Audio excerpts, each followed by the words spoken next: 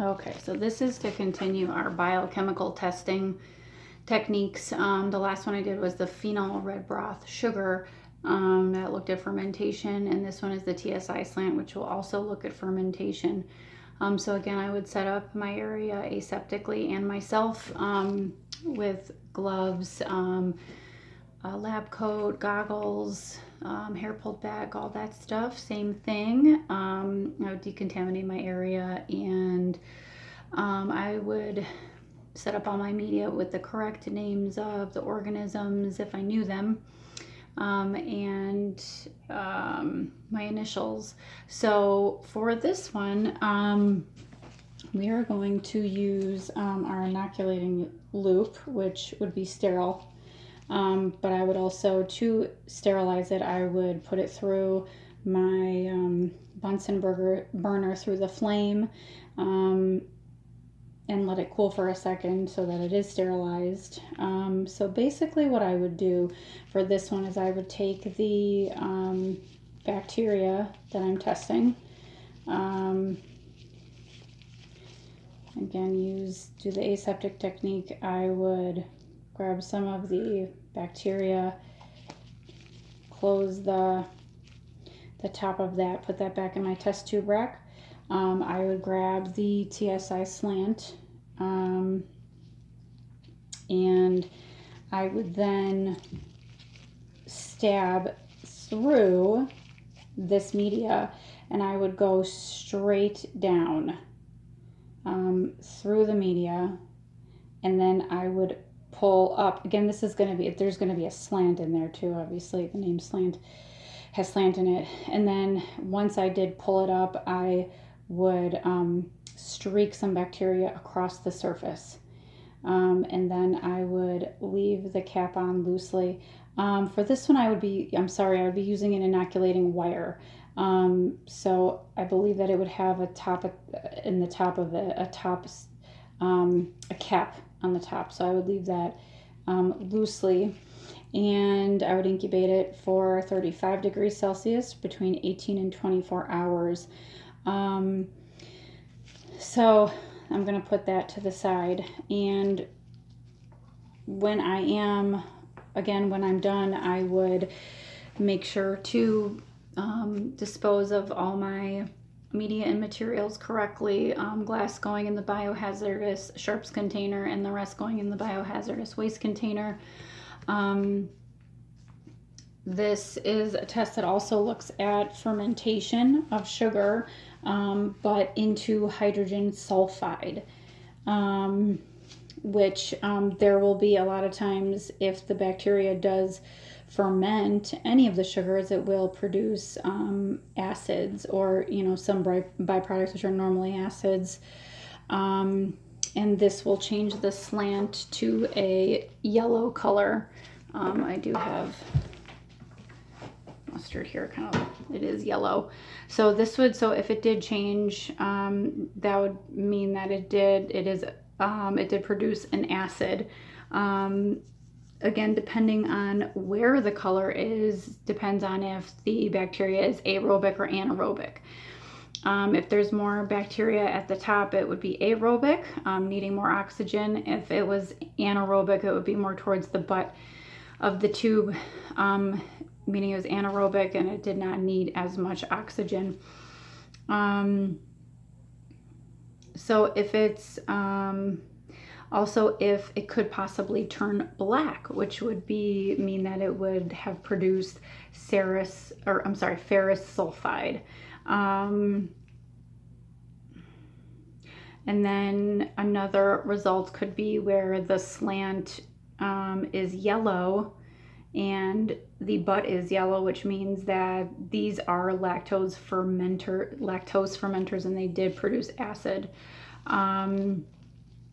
If they are non-fermenters, there could be a pink slant and a yellow butt, or yellow again. And then the other thing that it could possibly produce is gas,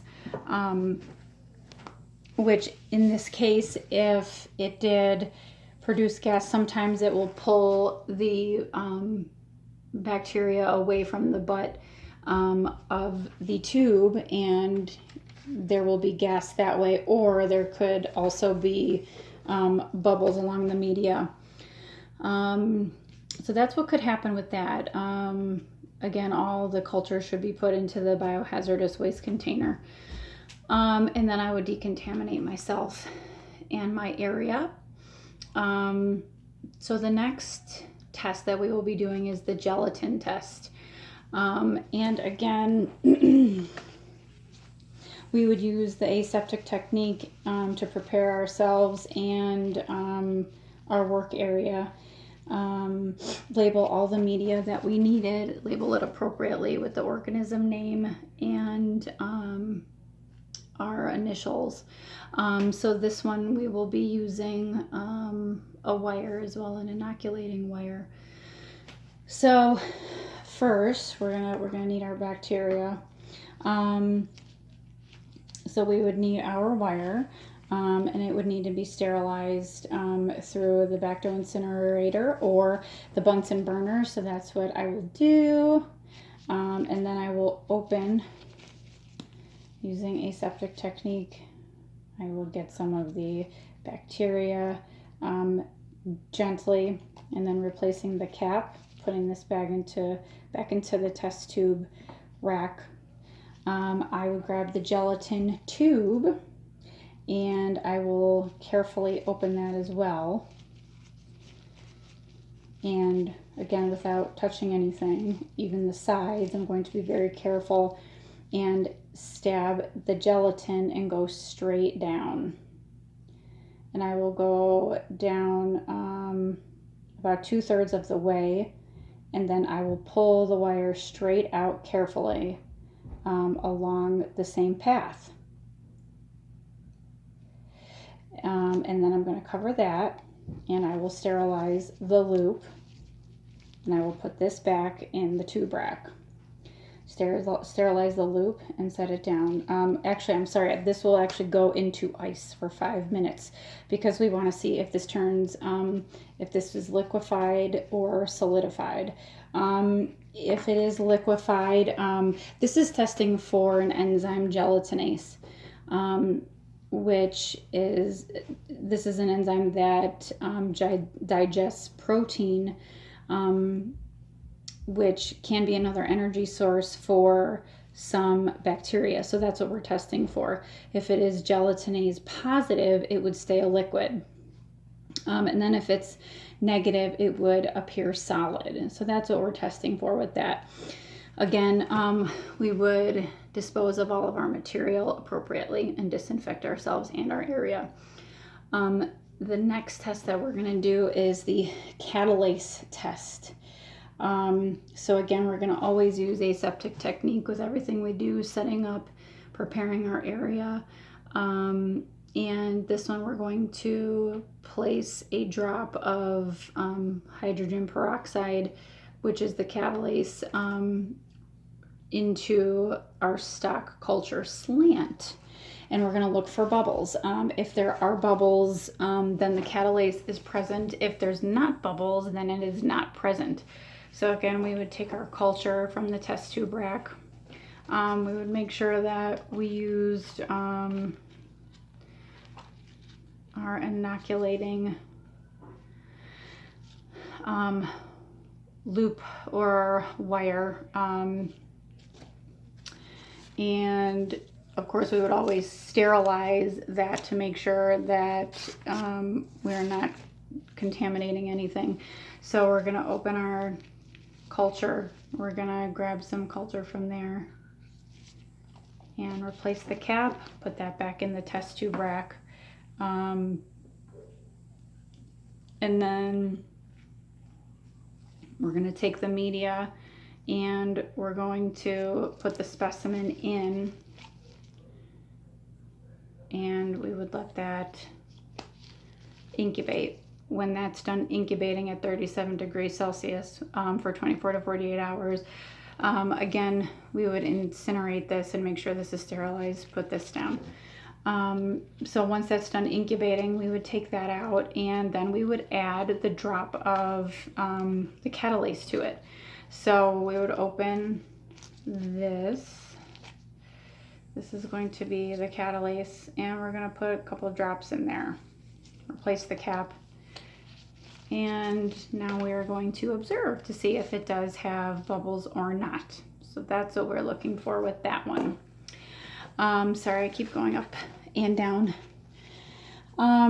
So the next one we are going to be doing is the Eosin Methylene Blue technique.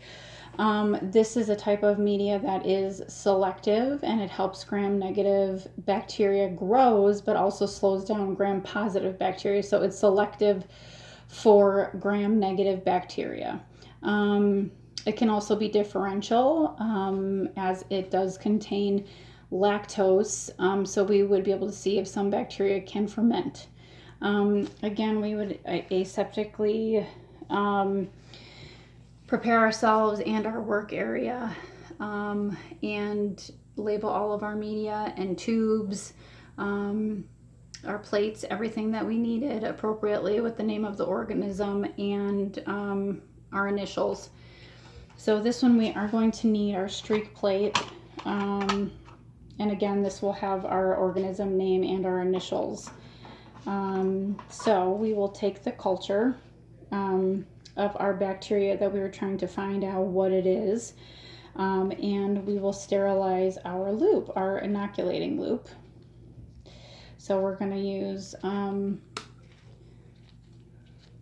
Bunsen burner. So we'll run that through the flame as it gets red, and then we'll let it cool for a second. So we're going to grab the sample using aseptic technique, grab some of the bacteria, close the tube, put that back in the tube rack. We're going to use the clamshell method now. We're going to open the top diagonally, and we are going to streak 3 streaks across the plate. We're going to close it, and we're going to sterilize our loop again. We will then turn it, open it again, pull the previous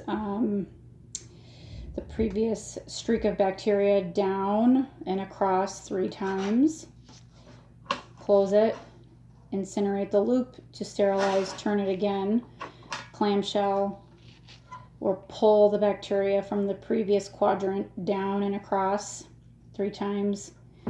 We will incinerate that one more time, and clamshell, and we will pull that down as well.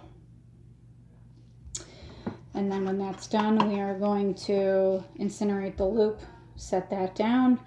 We will then incubate this. We will invert it and incubate it at 37 degrees Celsius for 24 to 48 hours. If there is fermentation, then there will be kind of dark purple centers in the bacteria. And then those that do not ferment at all will appear either with no color or a little pinkish. And then also, like bacteria like E. coli will have kind of a green shine to it, kind of a green color. So that's what we're looking for there, is fermentation. Our next one is the mannitol salt agar. Now we do have bacteria that is halophilic, halophiles, which love salt, and then there's others that do not like salt. So, this can kind of be selective bacteria. Selective method as well. So this is what we're testing in the mannitol salt agar, is to see if the bacteria is able to survive in salt. So we're going to use the streak plate method again. So we would aseptically set up our area again, and label all media as necessary and correct. We will also be using the clamshell method with this. So with this, again, we're going to grab our bacteria.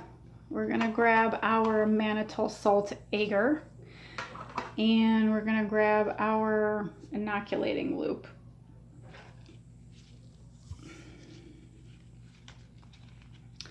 And again, we will be sterilizing the inoculating loop in between each set of streaks. So I'm going to start by sterilizing the inoculating loop. I will open the culture. I'm going to take the culture, close the top, and replace it back into the test tube rack. Clamshell, open that diagonally, and we will streak across 3 times. Close, and then we will incinerate the loop, sterilizing it. We'll turn the agar plate. We'll take the previous, some of the previous streak and pull it down across 3 times. Shut it. Sterilize the loop again. Clamshell. Again, take the previous streak, bacteria from the previous streak, and pull it down.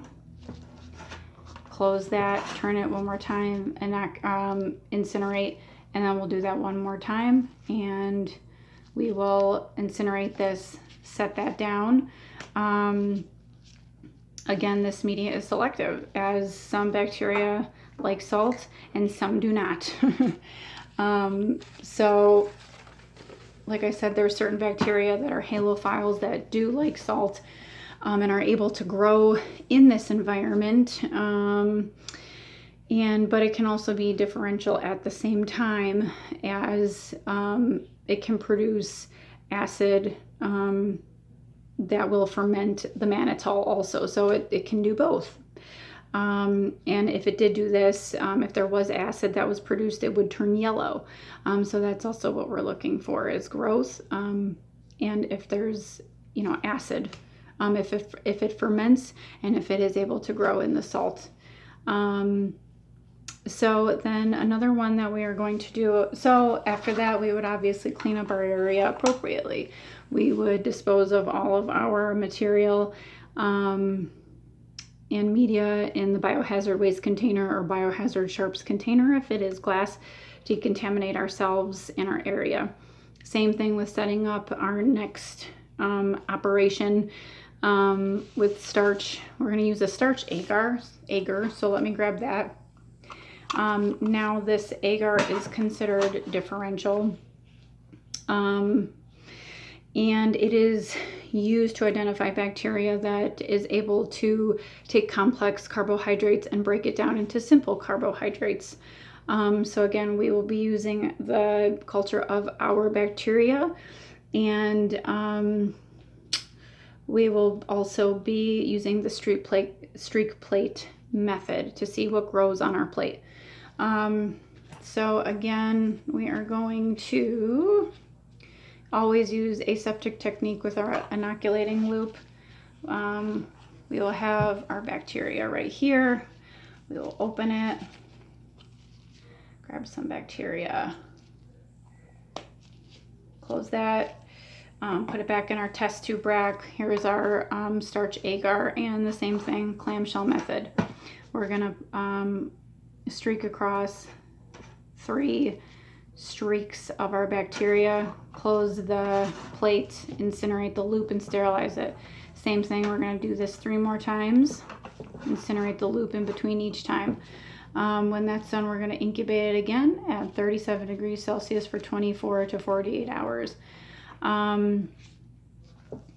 So with this one though, it's a little bit different. We will actually flood our plate with iodine. So once this is done incubating, we're going to flood the plate with iodine, and we're going to let that stand for 3 minutes. Now this is going to help us see if there is bacteria, if there's a clear kind of halo around the bacteria or not, which would tell us if, it is positive or negative for this amylase.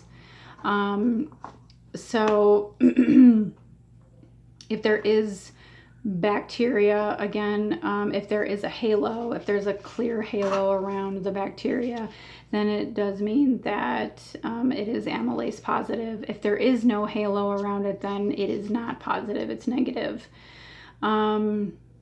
So that's what the starch agar is going to look for, is, how the bacteria is able to eat up and digest these sugars or break down these sugars. And then, so after that, we would obviously decontaminate our area and ourselves, and dispose of the material correctly. We have 2 more left. So the next one is the blood agar, which is going to help us see what bacteria is able to break down red blood cells, if at all, if they can, if they can't, if they partially can. So that's another way that we can identify what kind of bacteria it is. So again, and there's three names to it. There's beta, alpha, and gamma. Beta is when the bacteria will completely break down the red blood cells. If they partially break down, it's known as alpha, and if they don't break down at all, then it's called gamma. So again, we would set up the same way, aseptic technique, making sure we set up ourselves in our area appropriately, label all of our media appropriately as well. This one we would have a blood agar available, and we would obviously do the streak plate method as well along this. So the same thing is inoculate. We would take our bacteria and inoculate it onto our plate, as I did in the previous videos and in this one, using the clamshell method, making sure that our loop is sterilized each time in between, and then we would incubate that. So then after incubation is when we would observe what happened with if there was hemolysis or not. And again, I told you what the results could be. So then after that, we would obviously dispose of everything appropriately again. The last test that I'm going to talk about is the motility medium. And this will tell us if our bacteria is motile or non-motile, depending on the growth of where it grows from, from our media, from where we put the inoculating wire in and where the growth is. So we would take our media, which would be a tube. We're going to have our culture. Let me put this one away. We would take our culture. Let me put that down. We would take our culture, and again, we would use our wire and make sure that it's sterile, which we would sterilize in our Bunsen burner. We would open the tube. We would grab some bacteria and replace it back in the test tube rack. We would then take our media and we will kind of stab it again, go straight down and back up. We would let that incubate